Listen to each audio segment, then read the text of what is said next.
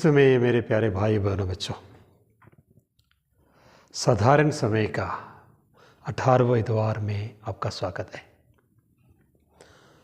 अब हमारे सामने पूरा 5 इतवार संत यूहन्ना का सुसमाचार 6वां अध्याय के ऊपर मनन चिंतन करने के लिए दिया गया है। इस अध्याय को संत यूहन्ना रचित सुसमाचार के 6वां अध्याय को रोटियों का सुसमाचार कहा जाता है, इसलिए कि पूरा अध्याय में स्वर्ग से उतरी हुई रोटी के बारे में और रोटियों के चमत्कार के बारे में प्रभु हमें सिखाते हैं।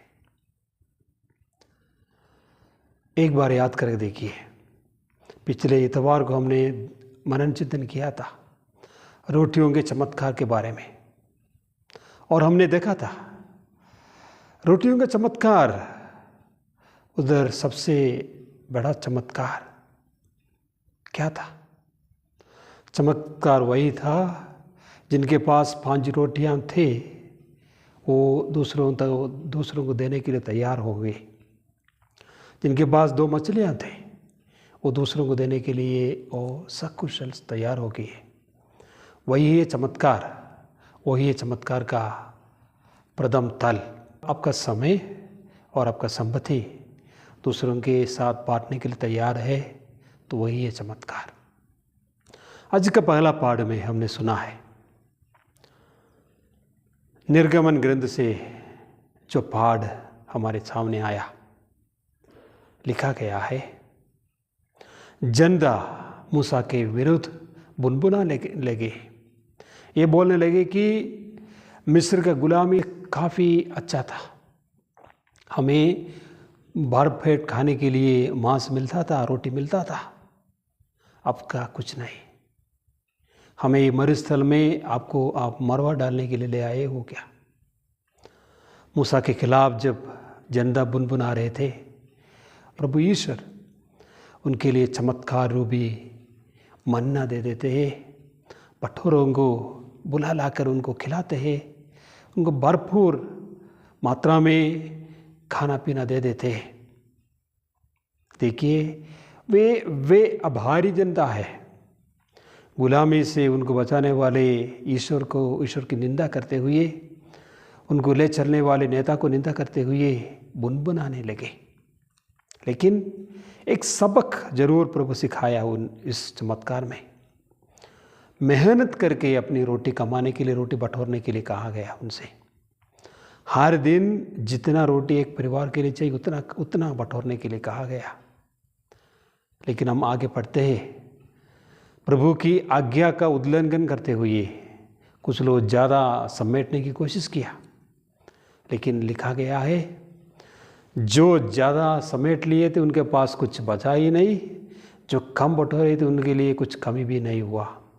वही है चमत्कार। दैनिक भोजन के लिए मेहनत करो। और आज समाचार में हम पढ़ते हैं, जनदा यीशु को ढूंढते ढूंढते यीशु के पीछे आए।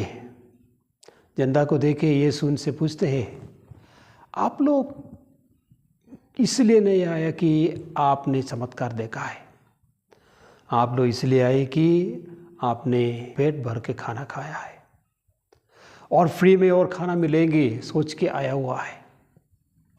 नश्वर रोटी के लिए नहीं, अनश्वर रोटी के लिए, आनंद जीवन के लिए कोशिश करने के लिए बोला है प्रभु उनसे।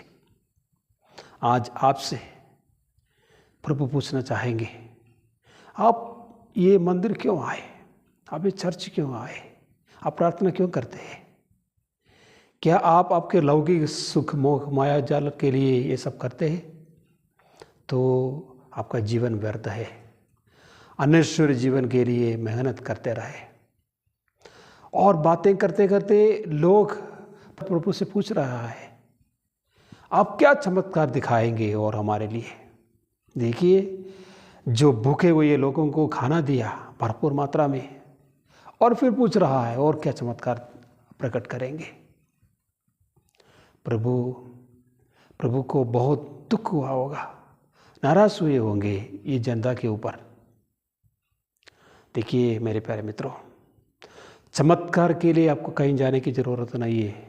आज सुबह अगर आप उठकर यहाँ हम इस गिरजाघर में आए तो वो चमत्कार है।